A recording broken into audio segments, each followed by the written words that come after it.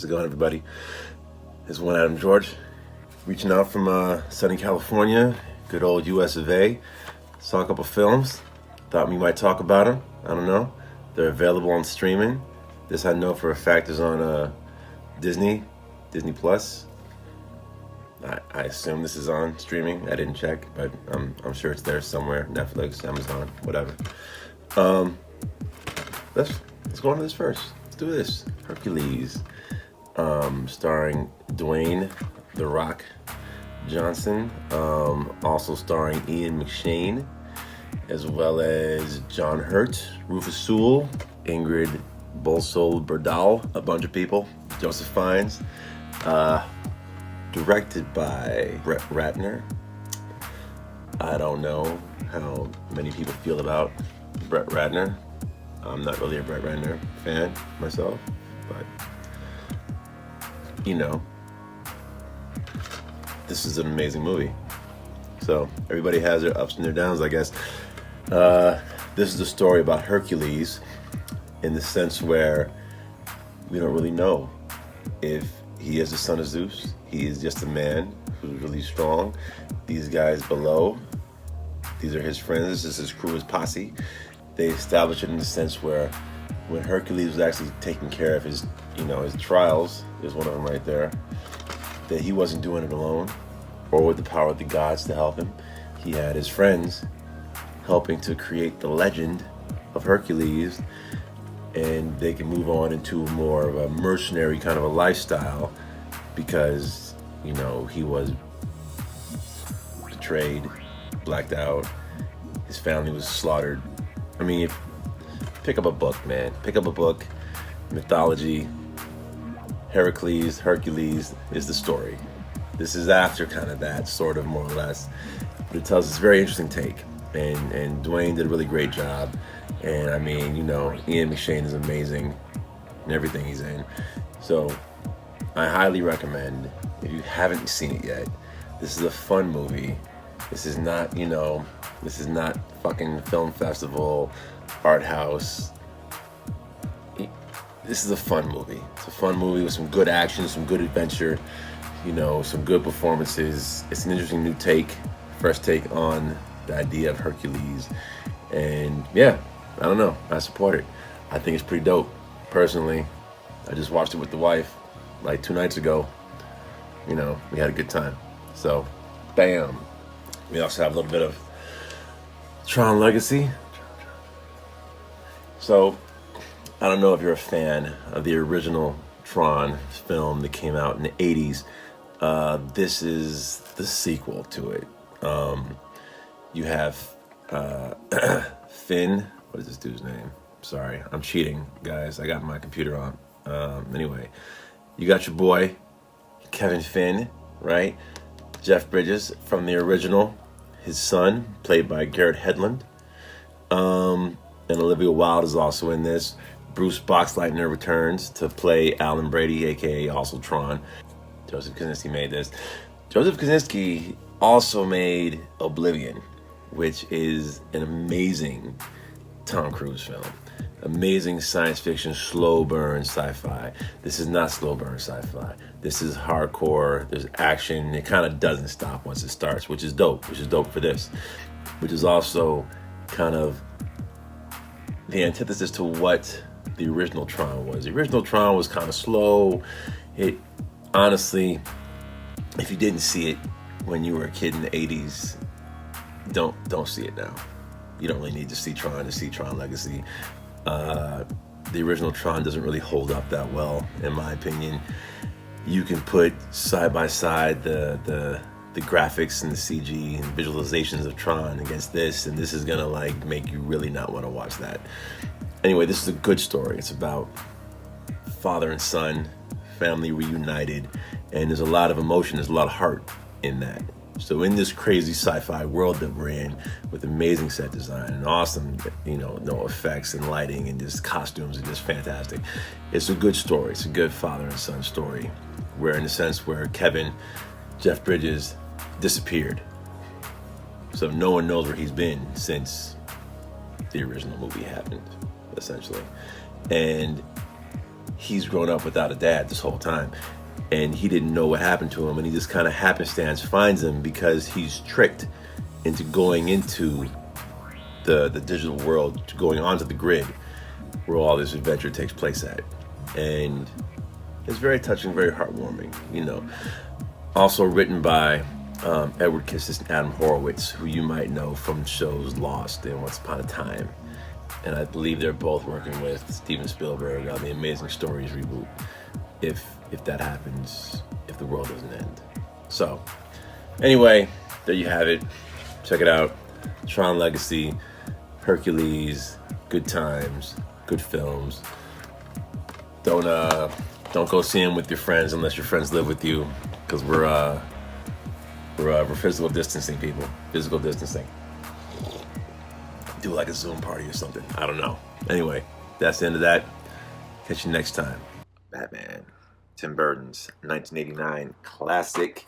This movie's amazing. I watched it this morning at 4 o'clock in the morning because my kid woke up and didn't want to go back to sleep. So we watched Batman. And then we watched Batman 2. But we watched Batman. Batman's awesome. Michael Keaton is a definitive cinematic Batman, Bruce Wayne. He embodied the essence of who Bruce Wayne was perfectly, and the nature of Batman, and especially what he had to work with, given that the way the suit was constructed for this movie, it was all like kind of one piece, cowl, cape, mask, and everything, and it's like he couldn't turn his head. It was just thick ass rubber, and he couldn't. I mean, Christian Bale had a similar problem, but like he couldn't, and he still sold that shit. It was amazing. Jack Nicholson as the Joker was fantastic. He was perfect. He brought the right amount of the kind of camp that Cesar Romero brought, and the darkness that was in the Frank Miller books, and you know, and it's the essence of who the Joker was, and it was goofy, but it was serious, and it was deadly, and it was psychotic. It's like it was Jack. You know what I mean? He was brilliant, and the fact that you have Michael Keaton and Jack in essentially, like, I don't know. I'm considering Superman, Richard Donner, the kind of definitive comic book superhero film. But then after those is this. This is before, you know, this is before the Bryan Singer X-Men. This is before the Sam Raimi Spider-Man. This is before the Fantastic Four flops. This is before the MCU. This is before everything. It was you know, Christopher Reeve, Superman, and Michael Keaton, Batman. You have these guys, and you bring in Jack Palance, you know, screen icon, legend, you know, and he's in there, probably worked for 2 or 3 days as the main crime boss that the Joker used to work for before he became the Joker. And it's just the way that this film breaks down. It's like Warner Brothers didn't want Tim Burton to do this. They didn't want it to be dark like this. They didn't want Michael Keaton. You know, they didn't want Beetlejuice playing Batman. They didn't want that guy doing it. And basically Tim Burton stuck to his guns and said, nah, this is what we're doing. This is what I want to do. This is the movie I want to make, so I'm making it. And, you know, that carried on into Batman Returns, which is much more comic booky and super dark and uncomfortable, especially with the Penguin Oswald Cobblepot stuff. And then that ended up killing any chance for his trilogy, which apparently he wanted to do a 3, which would have had Billy D. Williams as Harvey Dent, Two-Face, and eventually have Michelle Pfeiffer as Catwoman in her own thing, which then became the Halle Berry movie. And we know how that went. We love you, Halle, but you know that movie sucks. Danny Elfman did the score. You know, it's like this is combined with Batman the Animated Series. It's the same kind of feel, same kind of vibe. And then in addition to the score, is fitting the color of my wall behind me, because the Purple One himself, your boy Prince, did the soundtrack, and that was amazing. So you have a Prince soundtrack, you have this, you know, banging cast, Robert Wool, you know, and Kim Basinger. It's amazing. And the fact is that this was made in 1989. And honestly, it still stands up. It still stands up to this day. You can sit there and you can watch it and you can be pulled into it, and it's fantastic. The thing that stands out is, like, this is one of those films that, you know, people, cinephiles, comic book nerds, movie lovers, pop culture people that like to, you know, speak in movie quotes and throw things at you. It's like, this is that movie. This is one of those flicks. This is one of those joints. This movie gave us things like Bob Gunn, you know, If you gotta go with a smile. You wanna get nuts? Come on, let's get nuts. Have you ever danced with the devil by the pale moonlight? I always got set up all my prayer.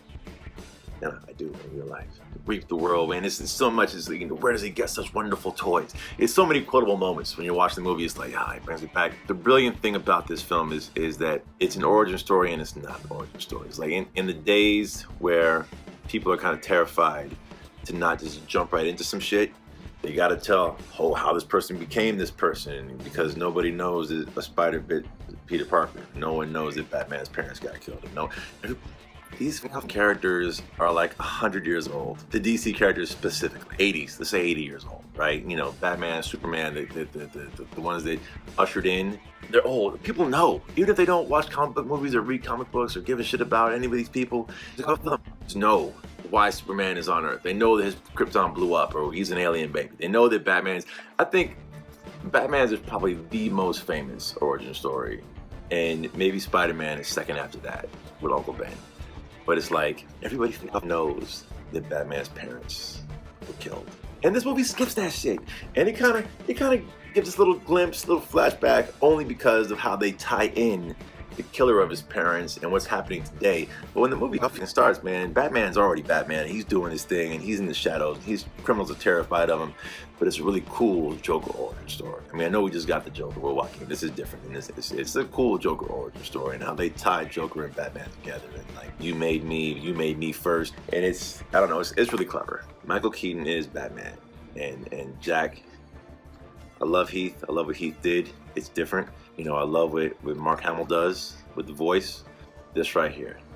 This is that classic right here. Check it out. If you can get it streaming, get it streaming. If you can pick it up, pick it up. If you got a friend that has it, you know, make them wash their hands and sanitize it and loan it to you. Batman. Hello, how's it going? This is Adam George from California. I'm here to talk to you guys a little bit about The Last Boy Scout, starring Bruce Willis and Damon Wayans. We only got one of these, which is a shame because this movie is detective, former Secret Service agent who got kicked out of the Secret Service because he protected somebody who was being abused by his senator, I think it was, that he was protecting. Pro football player, best arm in the National League, was kicked out because of a drug addiction that was brought on by an injury he sustained in the game. So it's that story.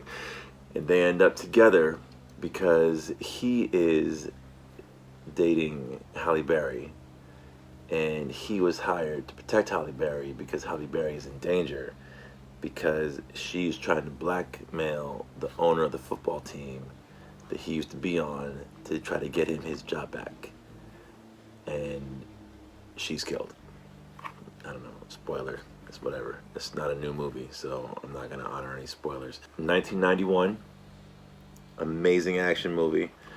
It still had the chaos of the 80s and that 80 feel, but it was a good transition going from the 80s into the 90s, and how movies were kind of changing, how action films were changing then. There was still some gratuitous titties here and there, and not a lot, a little bit, and profanity and ridiculous violence, but also the story was kind of strong, and it really pulled you in. Written by Shane Black, directed by the late Tony Scott. Shane Black is he invented Lethal Weapon, so there's that. And Lethal, so he's in Predator. He's the guy in Predator, the original Arnold Schwarzenegger Predator, with the glasses, the skinny dude with the glasses. He directed Iron Man 3. He directed Nice Guys, really good movie. What else? Kiss Kiss Bang Bang. He's Shane Black. He's kind of like he's the definition of these kind of films and that kind of feel. It's like it's a Shane Black movie. He might not be world renowned. Maybe he is. I don't know. Whatever. But Shane Black. Tony Scott. Tony Scott passed away a couple years ago. But Tony Scott, amazing director. Unstoppable. Taking It Pelham 1, 2, 3. Deja Vu. Domino. Joel Silver. I'll give you some Joel Silver if it makes you feel better about your life. Joel Silver, old school. He produced Die Hard. which is why. So he produced Lethal Weapon 2, Die Hard 2, Predator 2, Hudson Hawk. You know, he did a lot of stuff with Bruce Willis before this, and I think that kind of leads into the crux of what the problem is, why we didn't get more. We should have got more. Even when this ends, it ends with that feel of like, oh, okay, these guys are gonna go on more adventures. It's gonna be amazing. It's gonna be awesome. But that didn't happen. Obviously, it's been 30 years, right? Is that 30 years? 91, 2001, 2011. Almost. It's been 30 years almost. So you know, we're obviously never gonna get it. But a reboot might be interesting, though. A reboot could be kind of nice. The main problem was, apparently, if you were to believe the internet, they hated each other. They could not stand each other, according to the internet. I don't know either one of these guys, so it is what it is. But they hated each other. Superstar egos, maybe. Who knows? I don't know. But there was much beef between these dudes. And I think that, like, Joel Silver was on this side of it. Tony Scott was on this side of it. And they had their own little, it was just bad. It was just bad. There was a lot of beef. And that is part of the reason why we never got more of The Last Boy Scout, which would have been amazing. And it is a damn shame. Damn shame. This movie is drama-filled, action-packed. Oh my God. I mean, the beginning of it is this, you know, sets up the world, is this sequence with Billy Blanks, who is of Tybo fame, but he was an actor also. And, you know, football field shenanigans, shoots, people get shot, dead, shot in the, it's crazy, it's insane. But it's so good, it's so good. And then from that, it's just a lot. There's a lot in this. There's a lot of like funny moments, serious moments, high drama moments, a lot of action, a lot of explosions.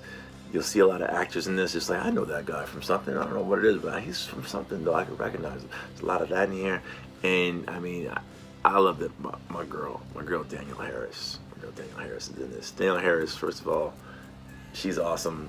She's funny. She's more powerful. She was more powerful of a child actor than she should have been. She was the go-to kid in like the 90s for movies. You know, and she did a voice in the Wild Thornberrys, but like, she's in a whole bunch of the Halloween movies. She's in the OG Halloween movies. And then she's in the Rob Zombie reboots of the Halloween movies. And she was in the original Don't Tell Mom the Babysitter's Dead. I mean, but The Last Boy Scout is an amazing film. It's so much fun. It's so much fun. It's so good. And you can watch it over and over. And it ages well. I think it ages well. I mean, obviously, I saw it in the theater with my dad a long time ago when it first came out. But I mean, even still watching it now, you know, it's you get wrapped into it. And this is good Damon Wayans. You know what I mean? Like, Damon Wayans has his moments where he does not good roles. You know, this is not one of them. This is a good role. But you know what? Hudson Hawk is dope too. Danny Aiello, may he rest in peace. You know, we just lost Danny Aiello not so long ago. Danny Aiello and Andy McDowell. So now I want to go watch that. I need to go watch Hudson Hawk because that movie was fire. It's like, there's a string of movies that like Bruce Willis did in like that period. You know, that period before, like right when he blew, up until right when I think he got over it, and maybe people started wanting him to be Bruce Willis, act like Bruce Willis. You know, I could imagine he got that note. You know, but it's somewhere between the early films and like maybe Sixth Sense. It's like the tail end of it, Unbreakable, up in the Shyamalan-ish. He had a whole, like, Bonfire of the Vanities. Have you seen Bonfire of the Vanities? Oh my God. It's amazing. Like a Tom Hanks movie, right? It's like, he's not even like the main dude. He's just like, he's the audience's POV moving through that world. I don't know, it's a lot. It's a lot of dope Bruce Willis movies that like are not just him having to be that guy. You know, I feel like, and this is almost that guy. It's almost some John McClane-ish. Almost some John, but it's not. It's different than John McClane. It's a different John McClane. I know he looks gruff and he looks tough and he looks ready to take care of business, but it's not John McClane. And you know, I feel like he got thrown into a lot of John McClane-ish kind of roles, and you know, I don't know if that works for him or not. You know, whatever. And then Damon Wayans, like I said, Damon Wayans was amazing. Halle Berry's in it for a short glimpse. This is early Halle Berry. You know, this is well, Strictly Business, Halle Berry. This is like that era, and I mean, she's fine. She's all right. This is before she became what she became. It's before she really hit her fucking stride. You know, whatever. I could ramble forever. Go and watch The Last Boy Scout. Love that bitch. Coming to you live from Los Angeles. Los Angeles. Bam. Bam. All right, guys. Enjoy. Hey, thanks, guys. How's it going? Welcome back. So, for my last, whatever you want to say, I wanted to talk about this. Let's talk about this right here. You guys seen this?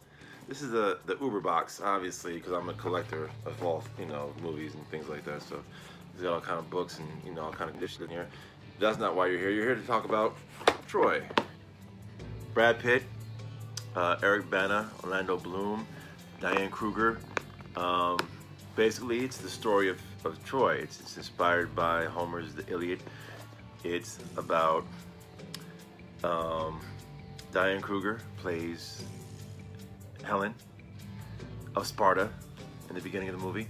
She's married to Menelaus, who is portrayed by Brendan Gleeson, and basically they're doing a thing. They're commiserating a truce between Sparta and Troy in the beginning of the movie, and Paris, played the young prince, played by Orlando Bloom, and Hector, played by Eric Bana, are there as part of the envoy, and basically Menelaus is a pig, rotten rat bastard. Helen fears for her life constantly. She falls in love with Paris. Paris sneaks her onto their ship. They go back to Troy, and you know, Menelaus is pissed, and he wants revenge. He goes to his brother Agamemnon. Agamemnon, the king of kings, gets all the other, you know, Greek city-states, as it were, behind him, and they go. And he sends Odysseus to go, played by Sean Bean, in one of the few roles where he doesn't die in the movie, which is not a spoiler because the story of the Iliad and the Odyssey is, you know, a gajillion years old. If you don't know it, that's not my problem. Anyway, he sends Odysseus to go talk to his friend Achilles, because Achilles suffers no kings and doesn't care about any of this crap, and is also the greatest fighter ever. So he convinces Achilles to take the Myrmidons to go and take care of Troy, and, you know, movie plays out from there. Anyway, it's a great movie. It's so, I mean, yeah, okay, Brad Pitt is not the most charismatic Greek, I guess. Not that anybody here. It's a bunch of, you know, American and British people playing, you know, Greeks and Trojans. But it is what it is. The performances were strong. You know, they were strong performances. They're very riveting. They keep you sucked into it. The action bits are amazing. You know, it makes you think of Braveheart, it makes you think of Gladiator, it makes you think of The Patriot, it makes you think of any classic historical war picture, you know, but with the heart behind it. And you know what's going to happen. You know who's going to live and who's going to die, and it doesn't matter because the actors just dedicated themselves so hard to it. It's a great movie. Sean Bean was fantastic as Odysseus. I would have loved if they would have just went ahead, you know what I'm saying, and made the other one. This was like the same kind of production value as this, put towards this, you know, with the same cast, you know, with Sean Bean leading. Sean Bean leading the Odyssey would have been amazing, and I would have loved that. Now, Armand Assante did a decent, the Odyssey. It was like a 2 or 3 part TV thing, and that was honestly, that was pretty great. You know, Vanessa Williams was in that. A lot of fine people were in that, great actors. But I would have loved to have seen the Odyssey made by these people that made Troy. Troy, the Odyssey, movies, books, art, literature, entertainment. That's what it's all about. It's hard times out there. Get it going. Stay safe. Take care of yourself. Stay healthy. Stay safe in these streets. Go stand for something. Go fight for a cause. And yeah, man. Love you guys.